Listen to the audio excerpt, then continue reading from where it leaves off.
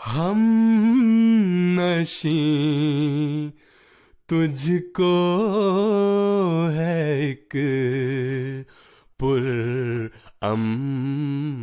मंजिल की तलाश मुझको Dear Mudabbir Khalid Sahib, Assalamu alaikum wa rahmatullahi wa barakatuh. I hope and pray that you are keeping well. MTA International is producing a documentary for the upcoming Muslih Ma'ud Day. We intend to cover various aspects of the life of Hazrat Mirza Bashiruddin Mahmud Ahmad, with special reference to the prophecy about him. We would like you to carry out thorough research and investigate the prophecies and the life of Hazrat Muslih Ma'ud. So basically, MTA have sent a film crew to record me while I do some research on the life of Hazrat Mirza Bashiruddin Mahmud Ahmad. And I wasn't really expecting this at all, but I'm really looking forward to it, and looking forward to learn about the prophecy of the promised son and about the life of Hazrat Mirza Bashiruddin Mahmud Ahmad. I don't know too much. What I do know is that he served as the second Khalifa of the Ahmadiyya Muslim community. He was Khalifa for around 50-something years. He set up a number of auxiliary organizations within the community, and the most important thing that I know about him is that there was a prophecy that the Promised Messiah received in regards to the birth of the second Khalifa. Now the specifics of this prophecy I'm not too sure about, but it's something that I really look forward to learn about. My name is Mudabbir Khalid. I'm a 29-year-old financial analyst, and I'm on a journey to discover the life of the Promised Son. Along the way, I'll be meeting experts, tracing footsteps, and exploring this significant era in my community.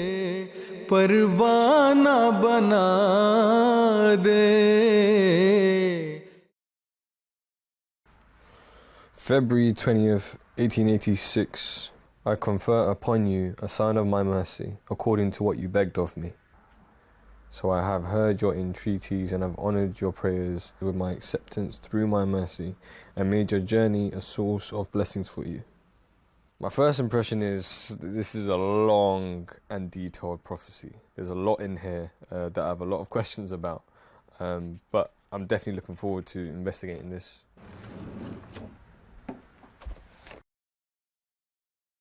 So as you know, the prophecy is quite lengthy. There's a lot of things in there that I didn't really understand. It's quite detailed. For example, the journey to Hoshiarpur will be a blessed journey. He will convert 3 into 4. Monday will be significant money. So there's a lot of questions in there that I want to find out the answers to. So there's a few things in here, right, that have really struck me. For example, one, it says here, such a son, according to the divine promise, will surely be born within 9 years, right? This prophecy was made in February 1886. So 9 years. So this prophecy should be completed within 9 years. So the period of the prophecy shall end in 1895, right? What makes it so remarkable is that there's a number of qualities that this promised son is meant to have. And for it to be so specific, to have all these qualities and then also to be born within those 9 years is quite remarkable, for it to be such a complex but also specific prophecy. What struck me, again, is that a month later, he had a daughter. So even though he's been promised to have a son, he has a daughter a month later, right? And then his opposition, they create an uproar. They say that this is, this is evidence that he's not a truthful person. And then a year later, he has a son. So then I'm assuming he's thinking, or people are thinking, okay, this could be the promised son. But then that son passes away early, right? And then the opposition uproar again. And I'm thinking,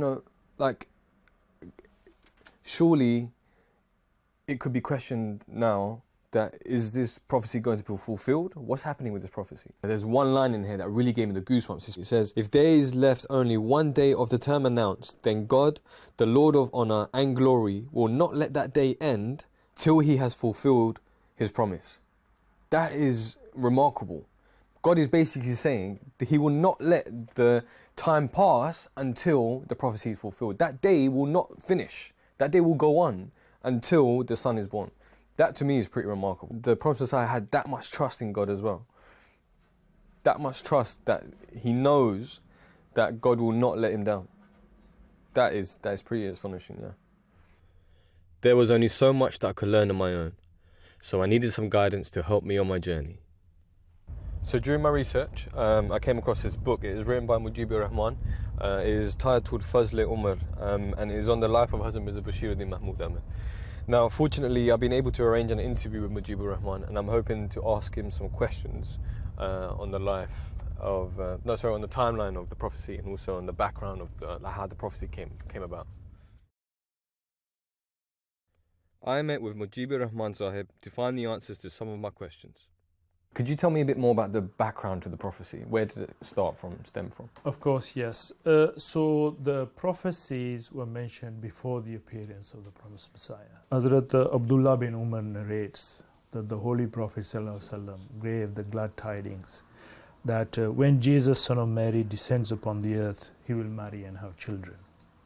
So this is very significant for the Holy Prophet to mention marriage and children. It means they will have special significance. And the marriage will be of a special nature, and Allah Almighty would grant such children who would assist and cooperate with the mission of the promised Messiah. In that first hadith that you mentioned from the Prophet ﷺ, that he will have a son, when he mentioned Hazrat Isa, he was actually referring to the promised Messiah or the coming Mahdi who was going to be the Mahdi. That's right. In the hadith, it mentions Isa bin Maryam always, and there is a significance that alludes to his spiritual station. One of the things that I read in the prophecy was that a journey to Hoshiarpur, I believe, was going to be a blessed journey. What was so blessed about this journey? Why was it going to be a blessed journey? Let's set some background. So in the 1800s, India was a virtual battleground for the major religions of the world.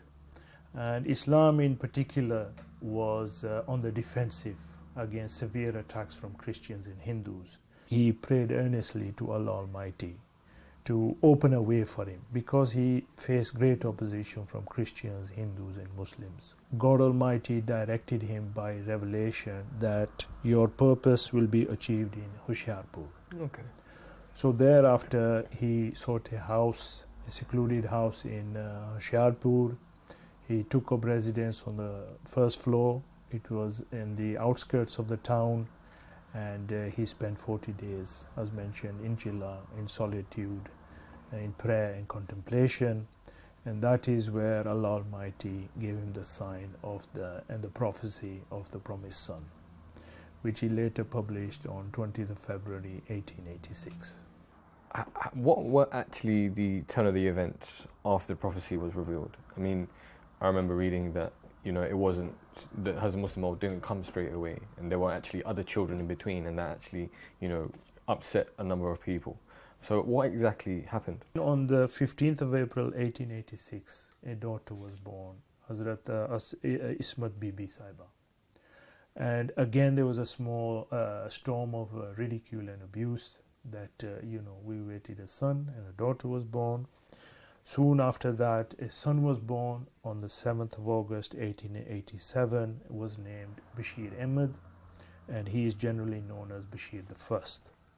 So the promised Messiah received hundreds of letters asking, is he the promised son? Then Bashir I died on 4th of November 1888 at the age of 16 months. So again there was a great commotion from the enemies that he was the promised son and he has died. So the promise. So was there any period in that time where Hazrat Muslih Ma'ud, Hazrat Muslih Ma'ud was thinking, what's happening with these prophecies? Was he ever concerned, or did he, did he have full belief that this prophecy still will be? Absolutely, he had absolute firm conviction that within the 9-year period, the promised son will be born. Bashir Ahmad's death was, in line with the prophecy which he had made on the 20th of February 1886, in which the prophecy said, I shall multiply you exceedingly and shall bless your children, but some of them will die in their infancy. So that was part of the prophecy? So that was part of the prophecy. The children will be born, they will die, but the promised son, he will come with illustrious qualities. Okay. And then by the grace of Allah Almighty, on the 12th of January 1889, a son was born, and he was named Bashiruddin Mahmud Ahmad, and his birth was made public on the same day through a leaflet. But at that time, Hazrat Muslih Ma'ud said, I do not know if he is the promised son. However, later in his books, he definitely said that he was a promised son. Okay, so one thing that I'm aware of is that Hazrat Muslih Ma'ud became Khalifa at a very young age. When did it actually become apparent to him that he is the promised son, that his father received the revelation? So yes, it is true he became Khalifa at a very young age of 25. But for a long time, he did not announce that he is the promised reformer.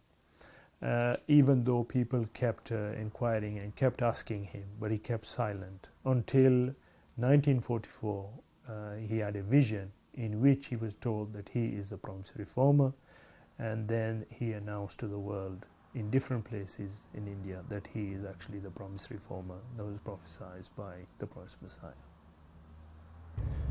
I really enjoyed the interview. Not only is Mujibur Rahman Sahib someone really enjoyable to talk to, but it was a really insightful interview. He had a lot of knowledge on the issue and the topic, and he answered the questions in a lot of depth. So yeah, I'm very happy with it. All my questions got answered, and as I mentioned, it wasn't just superficial answer. He went really into detail about what the situation was like at the time, you know, the timeline of all the prophecies that were made, and what the opposition said, how Hazrat Muslih Ma'ud reacted. So yeah, I was really happy with how it went. The most standout thing for me has to be the fact that this prophecy doesn't just begin with Hazrat Muslih Ma'ud. I mean, he received the prophecy of him having a promised son, but Hazrat Muhammad sallallahu alaihi wasallam actually received a prophecy 1400 years ago saying that Hazrat Isa will have a son. Now, we obviously, as the Ahmadiyya Muslim community, believe that Hazrat Isa is the second coming of Hazrat Isa is the promised Messiah. Now, obviously, the promised Messiah received this prophecy that he will have a son. So it begins with Hazrat Muhammad sallallahu alaihi wasallam. Now, this is significant for me because it doesn't mean that this prophecy is just for us as the Ahmadiyya Muslim community. It's for all Muslims. If all Muslims recognize that, you know, this prophecy has been fulfilled, they will see that why this is such a special and remarkable prophecy and moment in the history of not just Ahmadiyyat, but of Islam. Hazrat Muslih Ma'ud made an official announcement in 1944 that he was in fact the fulfillment of this grand prophecy.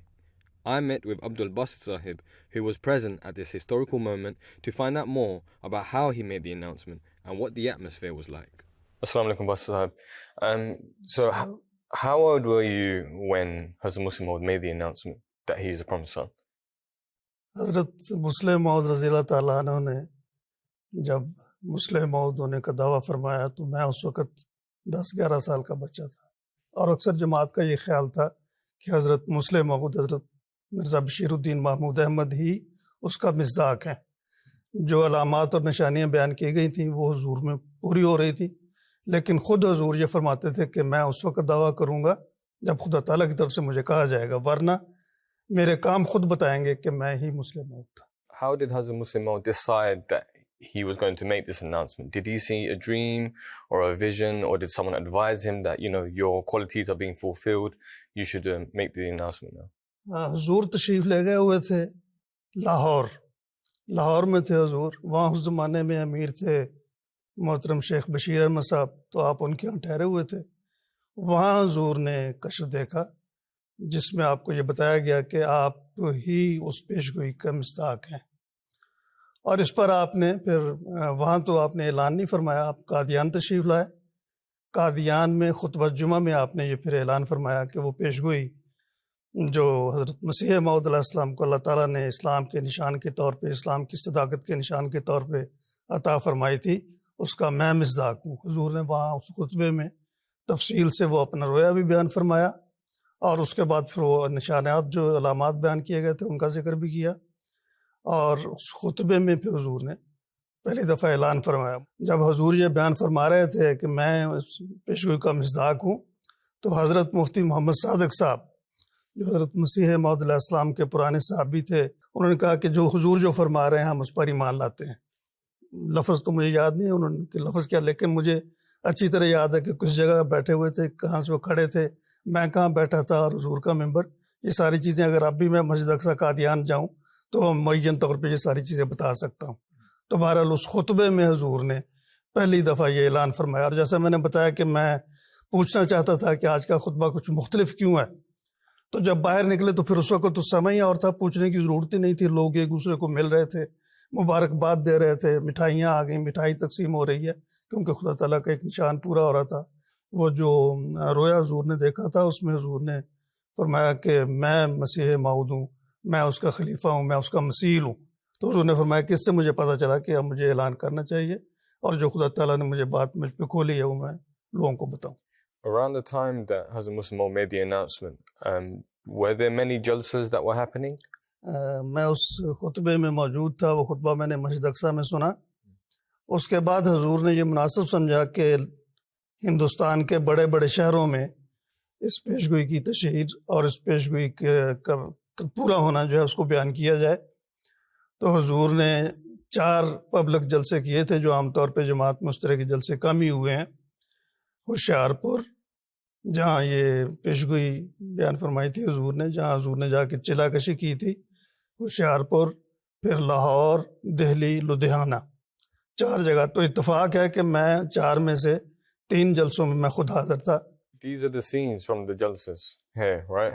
Were they special? Did they feel special? Was there something overwhelming, or was there something that really? उसके बाद तो ऐसा लगता था कि पहले अगर हुजूर चलते थे तो अब दौड़ने लगे। तो हुजूर उस वक़्त फिर अल्लाह ताला के फजल से, अल्लाह ताला की रहनुमाई में, मुस्लिह मऊद होने की वजह से जमात की तरक्की के लिए बहुत सी स्कीमें सोच रहे थे, और एकदम तरक्की का जिस तरह एक नया जाल डाला जाता है, इस तरह से दुनिया में तरक्की हो रही थी। I know that Hazrat Muslih Ma'ud made the announcement many years after he became Khalifa. Why did it take him so long? What was he waiting for? हुजूर ये फरमाते थे कि पेशगोई का जो बातें उसमें बयान की गई हैं, अगर वो मेरे ज़रिए से पूरी हो जाएंगी तो मुझे ऐलान की ज़रूरत ही नहीं है। लेकिन जब वो ख्वाब और कशफ की वजह से हुजूर को बताया गया, और फिर हुजूर ने ज़रूरी समझा कि अब अल्लाह ताला ने मुझे बताया तो मुझे चाहिए कि मैं लोगों को बता दूँ। After doing all my research and meeting all the experts, I'm going to create a timeline to help me understand the series of events. On the 20th of February 1886, after returning from Hoshiarpur, the promised Messiah publishes the prophecy of the promised son. On the 12th of January 1889, the promised son, Hazrat Mirza Bashiruddin Mahmud Ahmad, is born within the 9-year period as stated in the prophecy. On the 14th of March 1914, Hazrat Mirza Bashiruddin Mahmud Ahmad is elected as the second Khalifa of the promised Messiah. In 1944, Hazrat Mirza Bashiruddin Mahmud Ahmad announces to the world that he is the promised son and the fulfillment of the prophecy. In this whole journey, what I was surprised to learn was that this prophecy began 1400 years ago with the Holy Prophet of Islam, sallallahu alaihi wasallam.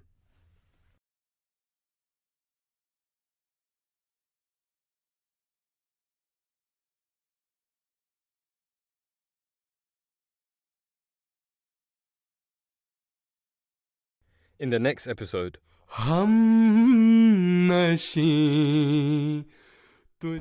soon as Huzur got off the train on the platform with all his companions, with the 12 companions that were accompanying him, Azan was said, Takbir was called, and Namaz was said on the platform. on the platform. On the platform. That the first ever Shura of Ahmadiyyat UK was called here at this place. This newspaper called the Light Tribuna, they approached as Muslih Ma'ud, published an interview and published this photograph, which is a never before seen photograph.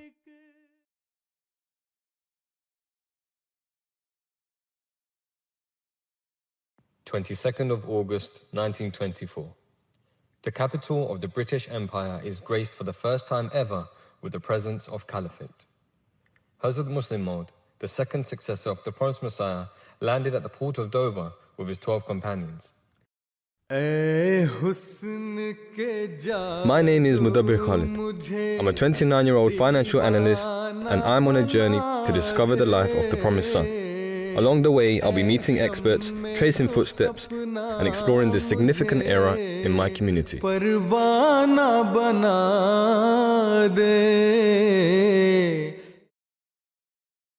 In this episode, Asif Basir Sahib, in charge of the Archive and Research Department, will be taking me around those sites in the heart of London that were graced by Huzur's presence, and we will be learning about his visit here to the UK. So we're here now, we're just leaving Victoria Station. How is this station so significant in the journey of Hazrat Muslih Ma'ud?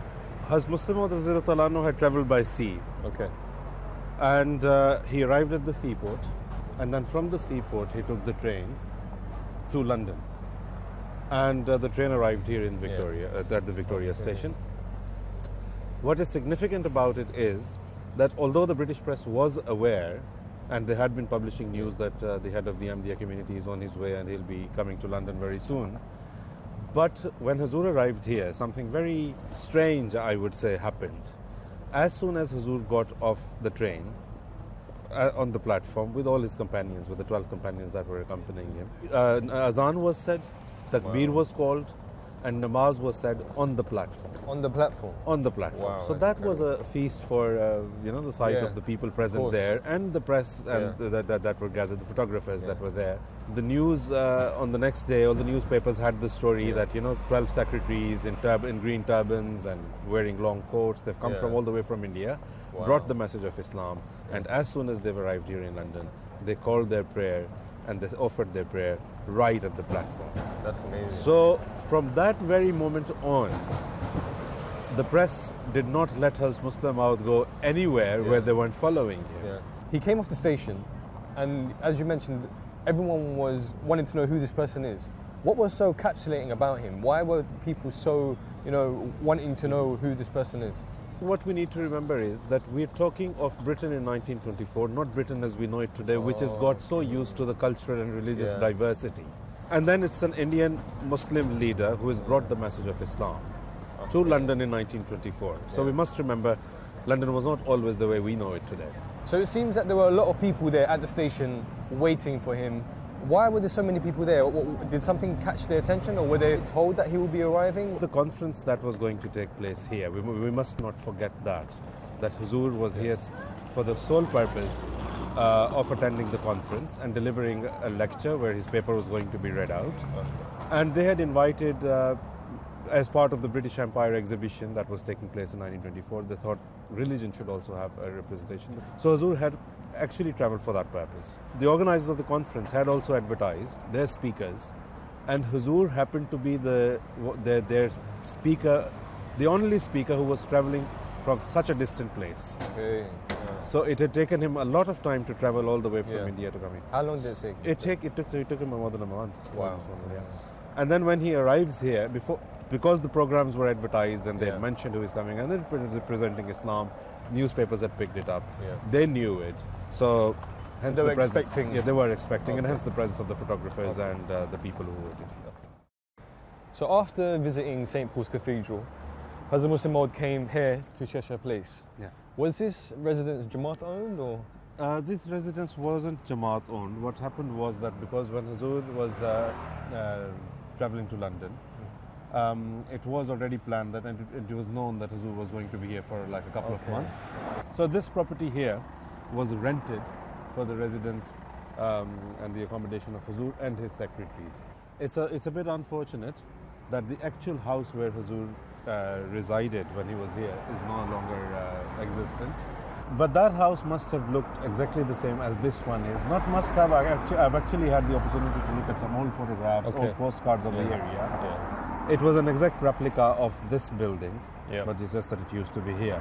And we know from the diaries written by Bhai Abdul Rahman Sakadiani, who was accompanying Huzur, he has actually described in detail who used to be on the ground floor. Huzur was on the ground floor. And then there were other people living there. Sazafullah Khan Sahab also was here. He was he resided here as well. So we're in quite an affluent area. I mean, nowadays people can't even imagine living in this property or in this area. Why this area? What was so convenient about an area like this? For all other sorts of amenities to be like in very easy access. For the press to be able to come, because Huzur invited the press at times, and when reporters themselves even wanted to come and approach and see Huzur, this was the place where they came and saw Huzur, and the interviews were recorded and photographs taken. And the other important thing is that while Huzur was here in Chesham Place, the number 6 Chesham Place, Huzur said, I want to call a shura. I want all the missionaries that are here and all the people accompanying me to come and assemble here because I want to hold a shura. So this makes it historically very important that the first ever shura of Jamaat Ahmadiyyat UK was called here at this place where we're standing right So this now. is also quite significant in the Jamaat's Very history as well. significant in the Jamaat history. Hazrat Muslih Ma'ud was here for around 2 months, right? Yeah. What were his daily activities like? What was his routine? From what we know, from the diaries that were written, especially by Abdurrahman Qadiani and then Hazrat Sheikh Yaqub Ali Sahib Irfani, Yeah. Radiyallahu ta'ala anhu, what we know is that it was a very, very busy routine, that Hazur, all along. But most of the time that Hazur spent here was actually in preparation of the paper that Hazur was going to read, which For was the lecture? Yeah, called the okay. Ahmadiyya movement, and now it's in printed form, in book form as well. So he was preparing that most of the time and getting it translated as he went. So it was, Okay. he would write few Yeah. pages, pass it on to the translators, i.e. Sir Zafrullah Khan Sahab, Yeah. and Malik Ghulam Farisi was also helping a little bit. Then, as we know, Hazur was going to lay the foundation stone of the London Mosque while Hazur Fazal Mosque, while Hazur was here in London. The land had been bought like about 3-4 years ago. So Hazur would travel to that place where the land was bought. He inspected it quite a few times. He led Friday prayers. So this seems like it was the operation centre for Hazrat Muslih Ma'ud during his time here. After showing me around these historical locations, Basir Sahib took me to the Central Archive and Research Centre to show me some rare documents and pictures of Hazur's visit to London. So you mentioned at the station that at Hazrat Muslih Ma'ud's arrival, there was press there, there was media coverage there. How did they record his journey? How did they track his journey in London? Right, we have a look here. We can see that newspapers were covering not only his arrival, but also publishing photographs of Hazrat Muslih Ma'ud Radhiyallahu ta'ala anhu. Okay. So we can see a photograph here. This is the Star, Yeah. and then other, there's photographs here. Then the Manchester Guardian announces that it's a long news about the religion of the empire, Yes. and then it says Islam's Day on September the 24th. So that means the day before, which is on the 23rd. And the subheading is Prophet of a New Sect at London Conference. Obviously not a prophet, but that is how they understood. And Yes. what we must remember about the Manchester Guardian is that this is the newspaper that turned into the Guardian as we know it today. So it was, okay. one of the streamlined papers even at that time. We have the Evening Standard announcing a dozen secretaries. That is on the day of their arrival. Is that referring to the It's referring to the companions who came with Hazrat Muslih Ma'ud radhiyallahu anhu. Yeah. And this is where we have the news of Hazur arriving at Victoria and St. Paul's, etc. Yeah. So like I said, it was an except we've got the Daily Express mentioning London's Islamic Mosque and Hazur's arrival and all that. Then we've got the Times of the August the 18th, which is telling how the heading says Religions of the Empire, London Conference next month, which is going to be in September. And this also very gives a very prominent news about the arrival of Hazrat Muslih Ma'ud radhiyallahu anhu, that he's going to be here and he's going to be addressing the conference. So the forms of Islam in the empire, that continues from the Times again. Then you've got the Daily Chronicle giving news about Hazrat Muslih Ma'ud radhiyallahu anhu's arrival. So quite a lot of papers announced not only Hazrat Muslih Ma'ud radhiyallahu anhu's presence, but the purpose as well. Yeah. And they were mentioning both about the conference and about the mosque. Wow, that's really, really interesting. So the conference actually got a lot of attention as well. A lot of attention, and because of Hazur's. Yeah. I mean, you see, if we look at this is a report called The Religions of the Empire. So all the papers that were read were compiled later on in this book and published. So if we have a look at this, we've got Sir Denison Ross, an introduction by Sir Denison Ross. Yes. Where at the end he is very thankful to Hazrat Muslih Ma'ud radhiyallahu ta'ala anhu to have travelled all the way from India. We've got another note by the editor, which is the William Loftus Hare. So all of them mentioned that had it not been for the participation of Hazrat Muslih Ma'ud radhiyallahu ta'ala anhu, the conference might not have had the level of coverage that it actually received because of Hazur's presence. Wow. Okay. So it worked both ways. The conference got publicity, but the attention was actually more focused on Hazrat Muslih Ma'ud radhiyallahu ta'ala anhu. Another very interesting point that Sir Denison Ross mentions, and Sir Francis Young Husband as well, in their comments and in the preface and the introduction of the book, is that the paper, when the session where the paper by Hazrat Muslih Ma'ud radhiyallahu ta'ala anhu was read out, was the one with the most attendance throughout the conference. Wow. And it was jam-packed, and people were really attentive, despite the fact that the paper was very, lengthy. Yeah. But it was, people stayed alert and people stayed attentive and paid attention to each and every single word, appreciated it a lot, and there was a lot of, cheers and all sorts of ways that people would express their joy and happiness on the contents of the paper that they had heard about Islam, because it was a very different, very unique angle. When Hazrat Muslih Ma'ud radhiyallahu ta'ala anhu was on his way, I mean, when he set off from India, even en route, whatever route he took, wherever he passed through, I mean, he stayed in Haifa and he stayed in Rome as well on his way. Yeah. So when he was in Rome, this newspaper called the La Tribuna, they approached Hazrat Muslih Ma'ud, published an interview, and published this photograph, which is a never before seen photograph. Not very clear, blurry as it is, but it's a never before seen photograph of Hazrat Muslih Ma'ud and his companions that traveled with him to London. It seems wherever he traveled, wherever he stopped, he gathered attention, or he attracted people. Yeah, it was quite natural for that to happen, because for the purpose that he was traveling for, and wherever he went, like when he was in Rome, he actually approached the Pope and told him that I want to see you, and the Pope, the reply didn't come, but then when it did come, it came back saying that the Pope is unfortunately not able to see anyone during these days. So this newspaper, when they met Hazrat Muslih Ma'ud radhiyallahu anhu, they actually asked him that, had you had the chance to meet the Pope, what would you have told him and what would you have said? And Hazrat Muslih Ma'ud radhiyallahu ta'ala anhu said that obviously I would have spoken to him about the message of Islam. Okay, so Jazakallah Basat, I really enjoyed it, and it fascinated me, the amount of coverage that Hazrat Muslih Ma'ud got. It's fascinating. Not just in the UK, but also in Italy and in India as well. So I thank you for that. Really appreciate your time. In the next episode, Hum nashi. Now, I've just come out for a Muslih Mubarak after reading the first prayers of 2020 behind His Holiness Hazrat Mirza Masroor Ahmad. So now we're off to Feltham, Bed al-Wahid, another location. So we're covering, I think, about 80 to 85 locations across the country.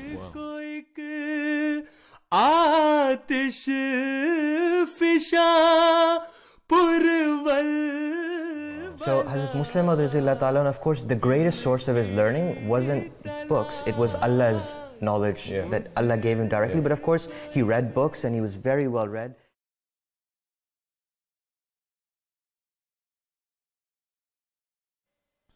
Allahu Akbar, Allahu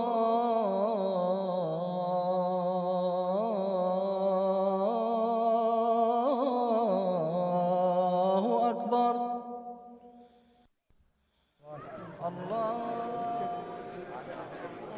Now, I've just come out for a Muslih Mubarak after reading the first prayers of 2020 behind His Holiness Hazrat Mirza Masroor Ahmad. Hazrat Muslih Ma'ud set up a number of auxiliary organisations, one of which is Majlis Qudam al-Ahmadiyyat UK, which is an organisation that I'm proud to be a part of. Now we're going to meet Sadr Qudam al-Ahmadiyyat UK to speak about the activities that Qudam al-Ahmadiyyat get involved in. ऐ हुस्न के जादू मुझे दीवाना बना. My name is Mudabbir Khan. I'm a 29-year-old financial analyst, and I'm on a journey to discover the life of the Promised Son. Along the way, I'll be meeting experts, tracing footsteps, and exploring this significant era in my community.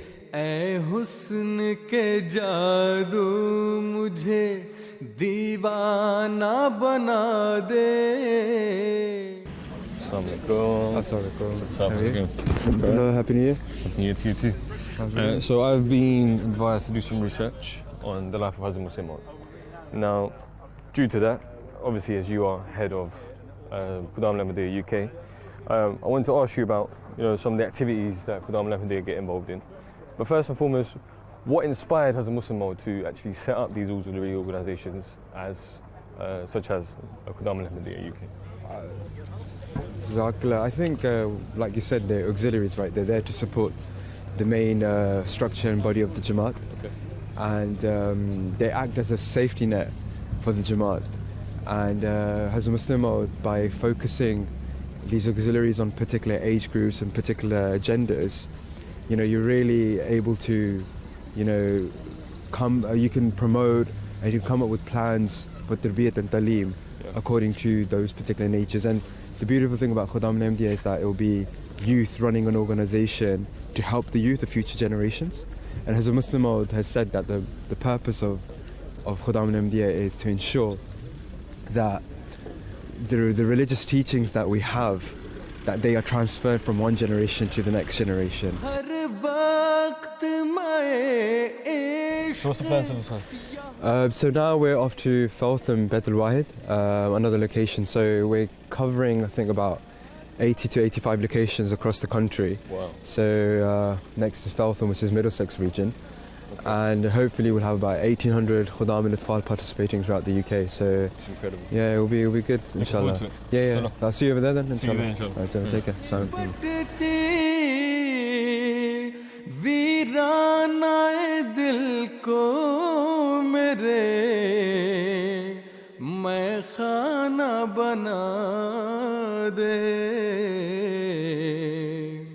मुझको तेरी मखमूर निगाहों की So what's that, we're here with Khuddam al-MTA. What activity is this? So every year, on New Year's especially, Khuddam al-MTA has a program where throughout the country, Khuddam and Atfal get together and they do litter picking. Okay. It's not like it's a once a year thing, but especially on New Year's Eve, because the night before, you see a lot of the public, merrymaking, and especially the youth.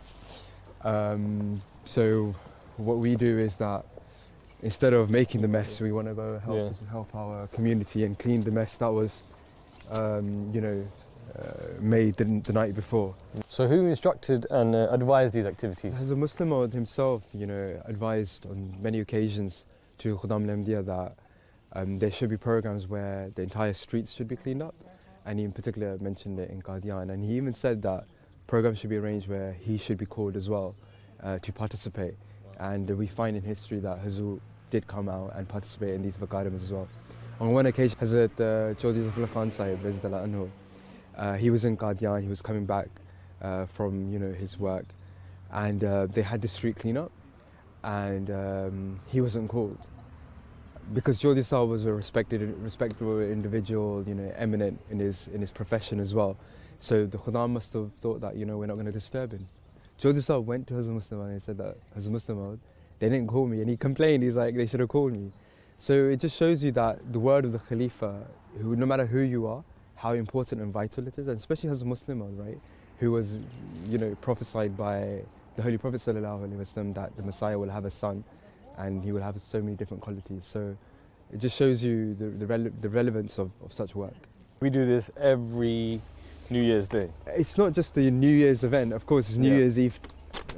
During New Year's, we have a proper plan with the councils as well, that they know that the Muslim Youth Association is going to help with the cleanup. Yeah. So, like I said earlier as well, so we have about 80 to 85 different locations just today. Okay. And another good way, I think, as a Muslim Ma'ud mentioned this as well, that by doing stuff like this, giving back to the community, it's a really good way of doing tabligh as well, especially in this day and age where people have such negative concepts about Islam. So it's really important to showcase the true Islamic teachings. So what other activities do members of Khuddam al-MTA get involved in? All sorts. I mean, charity activities. The major focus is what Islam says, to focus on serving our Creator, which is all to do with spirituality. And the second, objective of religion is to serve mankind.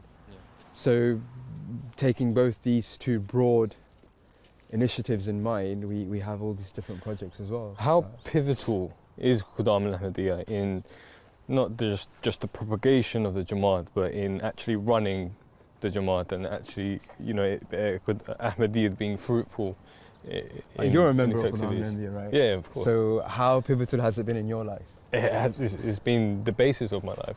And this is what Hazrat Muslih Ma'ud saw. Yeah. He knew that, he foresaw this so many decades ago, that there's going to be a time where the youth will feel so disenfranchised and so depressed with what they have, that he thought that it's best to form a youth organization that will, you know, ensure that they channel all their energy in the right way. So you mentioned about, you know, the Quddam being productive members of society. Yeah. What other organizations, auxiliary organizations, did Hazrat Muslih Ma'ud establish to help with that productiveness, or that, you know, being for members to be productive? So you have the three main auxiliaries are Quddam al-Ahmadiyyat, Ansarullah, and Lajna Maullah. So they have their remits and people and members who are part of, you know, their auxiliaries, right? Yeah. And within those auxiliaries, for example, you have Nasirat al-Ahmadiyyat, which is you know, girls under the age of, you know, 15. Yeah. Then within Quddam al-Ahmadiyyat, Majlis al-Ahmadiyyat, which are boys under the age of 15. Yeah. So everyone has their remit, has their membership, who they focus on, and but yeah, I mean, and they've all been created by Hazrat Muslih Ma'ud. Okay. So I've got one last question. MTA is, as we established earlier, it's established in every country where Ahmadiyyat is, right? yeah, more or less. So So where there is Nizam, there is MK as well. Do they operate in the same way? The Majlis is established across the world, and these activities are taking place across the world as well. And then especially the New Year's cleanup. I know that Germany's doing it. I know other European countries are doing it as well, as in Quddam al-Ahmadiyyat from other European countries. So it's not exclusively to Majlis Quddam in the United Kingdom. It was really eye-opening how Hazrat Muslih Ma'ud organised the Jamaat into the auxiliary organisations and gave the Jamaat a strong structure and foundation on which it could thrive. My next meeting was with Ayaz Mahmood Khan, who was going to give an insight into the extensive works and writings of Hazur's life. Assalamu alaikum. Okay. So far in my research, I've looked into the background of the prophecy, how people at the time responded to the prophecy. I've also spoken and looked into the auxiliary organisations that Hazrat Muslih Ma'ud set up. And we've also looked into how the media received Hazrat Muslih Ma'ud and his companions in London. But I have not looked into or spoken about or read up on the literature of Hazrat Muslih Ma'ud. So could you please give me a brief overview of the work of Hazrat Muslih Ma'ud? Absolutely. One of the distinct aspects of this prophecy of Hazrat Muslih Ma'ud, in the words that were given to him by Allah the Almighty, was that that son who he would be blessed with would be granted in-depth knowledge of religion and also secular knowledge as well. It is written that he would be filled with religious and secular knowledge. And that's so very apparent in the books of Hazrat Muslih Ma'ud radhiyallahu ta'ala anhu, and also in his addresses and in his speeches and his public discourses. So if we look, for example, we have a 25-volume set, which is known as Anwarul Ulum. And this literally translates into, the English rendering would be the light of knowledge. Anwar is the plural of nur, which means light, and ulum is the plural of ilm, which means knowledge. So this is a 25-volume set which comprises the various books of Hazrat Muslih Ma'ud radhiyallahu ta'ala anhu, which he wrote. Some of these books range, let's say 200 pages, 250 pages. Some of them are very extensive books, like for example, we have Hasti-e-Bari Ta'ala, which is a in-depth exposition on the existence of God, which is about 250 pages. Then we also have small pieces as well, articles and treatises that he wrote that were published in Tashheezul Azan, for example, the magazine which Hazrat Muslih Ma'ud also started. And that's also an amazing legacy that he left behind. And those articles are 10 pages, 15 pages, 20 pages. So we've got a wide range of works spanning from brief things to very extensive books. And on average, we have about, let's say, 10 works in each volume. And if we've got 25 volumes, that's about 250 works right there, which Hazrat Muslih Ma'ud radhiyallahu ta'ala anhu left for us.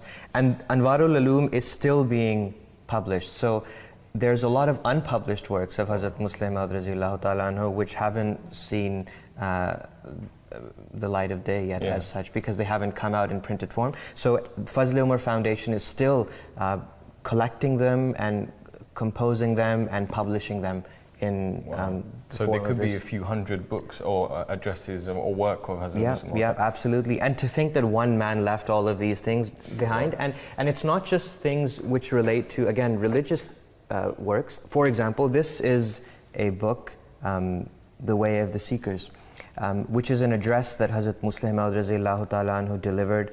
Again, many of his addresses were delivered at the Jalsas in Qadian and in Rabwa, and then they were compiled. They're also part of Anwarul Ulum, but they have been published separately as well, certain books. Yeah. So this is a very in-depth exposition on the Islamic concept of morality, very deep. So this is a speech, not... It's a speech. This is a speech. This is a speech. It looks quite... It is. Hazrat Muslih Ma'ud Raziyallahu Ta'ala anhu, people that were elders that were from that time, they tell us that Hazur used to speak sometimes for 8 hours. Wow. Some of his addresses were 8 hours. And the people would be sitting there at the Jalsa for that extended period of time. Sometimes it would rain, and Hazrat Muslih Ma'ud Raziyallahu Ta'ala anhu would go on speaking. His eloquent delivery would be there, and people would be captivated by his eloquence and by his wisdom and his knowledge. So that's something that we have there, which relates to religious. It's a religious topic. Yep.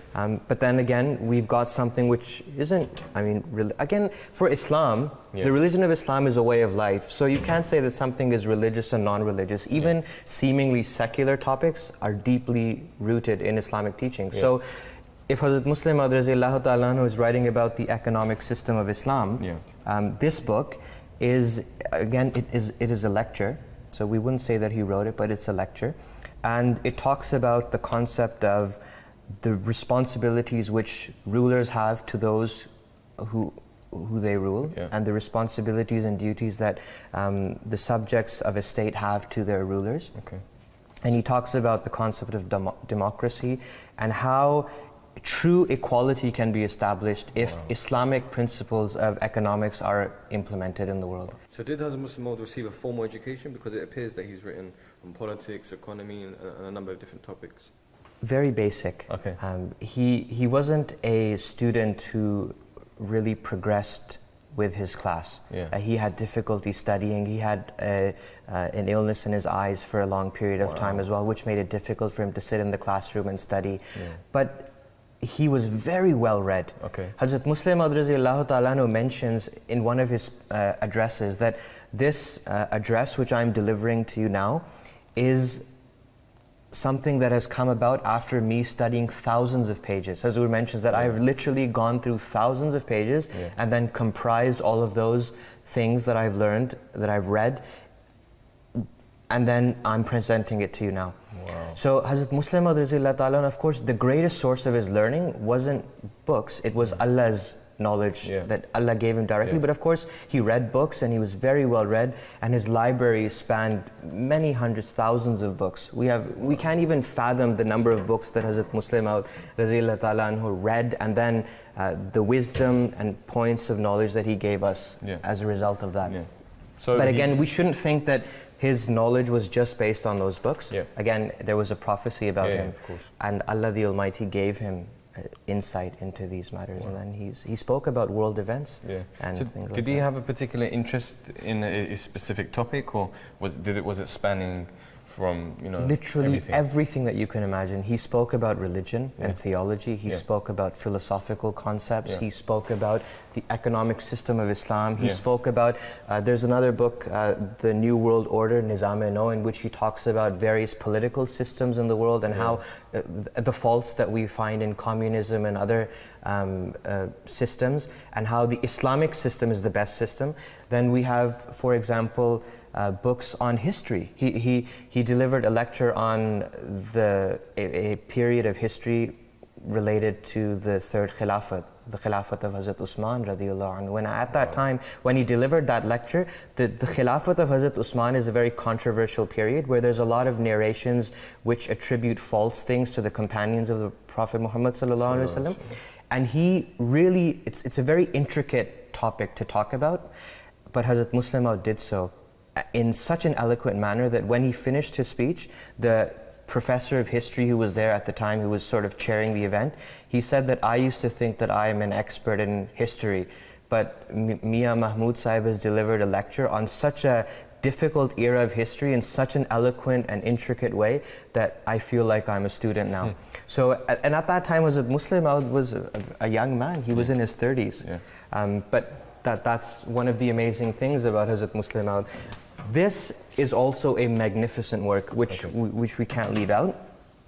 Tafsir-e-Kabir, the greater commentary of the Holy Quran, the great commentary of the Holy Quran, the great exegesis, if you will. This is a 10-volume set, which Hazrat Muslih Ma'ud Raziyallahu Ta'ala Anhu wrote. It is a commentary of the Holy Quran. It spans, as I mentioned, 10 volumes, and we really cannot do justice to, there's nothing that I can say which would do justice to this commentary. You really have to read it to understand the depth of knowledge that Hazrat Muslih Ma'ud Raziyallahu Ta'ala Anhu had. And he discusses the commentary of these verses. He talks about how these verses relate to us and the prophecies that are fulfilled through the verses of the Holy Quran. He discusses every subject that you can think of in this commentary, because the verses of the Holy Quran are related to so many different subjects.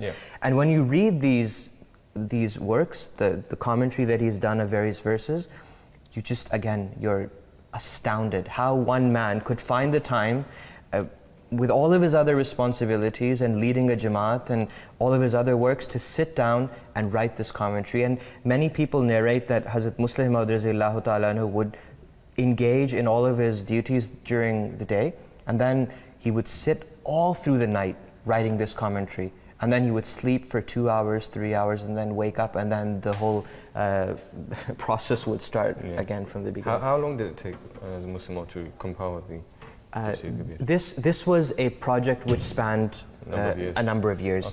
But of course, we have this now, which is a magnificent work of Hazrat Muslih Ma'ud Raziyallahu Ta'ala Anhu. This Mashal-e-Rah is again, it's a compilation. It's not something that he sat down and wrote. It is a compilation of all of his sayings in his addresses and in his speeches and in other places which relate to Khudamul Ahmadiyyat, Mashal-e-Rah, which I guess translates into as a guiding light. This is a set as well that we have. And this book is also again, this is a book which relates to theological concepts. It's essentially, this book, Invitation to Ahmadiyyat, is a book which was written by Hazrat Muslih Ma'ud Raziyallahu Ta'ala Anhu, and it was addressed to the ruler of Afghanistan, Amanullah Khan, and it was presented to him in Persian. And this book contains a very in-depth analysis on the purpose of the community, the background of the community, how it came about, the concept of the coming of the Messiah and the Mahdi prophecies which were present in the ahadith of the Holy Prophet sallallahu alaihi wasallam, the concept of the death of Jesus in light of the Holy Quran and the ahadith, of Khatm Nabuwat, the seal of prophethood, and the finality of all. These are all concepts which we come across when we discuss Islam, Ahmadiyyat, with Muslims. And since he was a Muslim, so this book is it greatly deals with that. Towards the end of the book, the promise, Hazrat Muslih Ma'ud Raziyallahu Ta'ala Anhu also speaks about various prophecies of the promised Messiah alayhi salatu wasalam, which were fulfilled as well, which established the existence of God and the truthfulness of the promised Messiah alayhi salatu wasalam.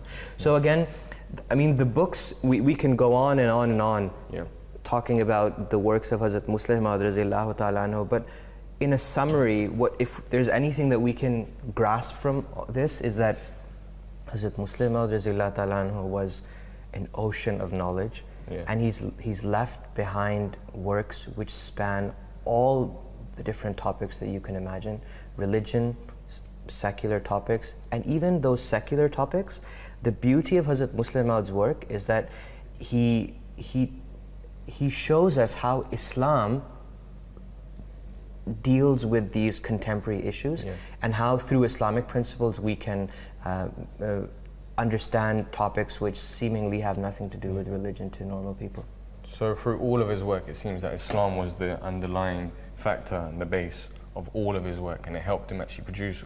I mean, I understand that he also wrote some poetry as well. Yeah, and the poetry is also based around. I think we saw it. Oh, there it is. Kalam-e Mahmud Yep. is a compilation of his poems. So it appears that all of his work, his secular work, his poetry, everything was based on Islam, and the underlying foundation was Islam. So I really enjoyed, the overview you've given and the insight you've given into the literature work of Hazrat Muslih Ma'ud. So I really appreciate your time here. Jazakallah. Assalamu alaikum.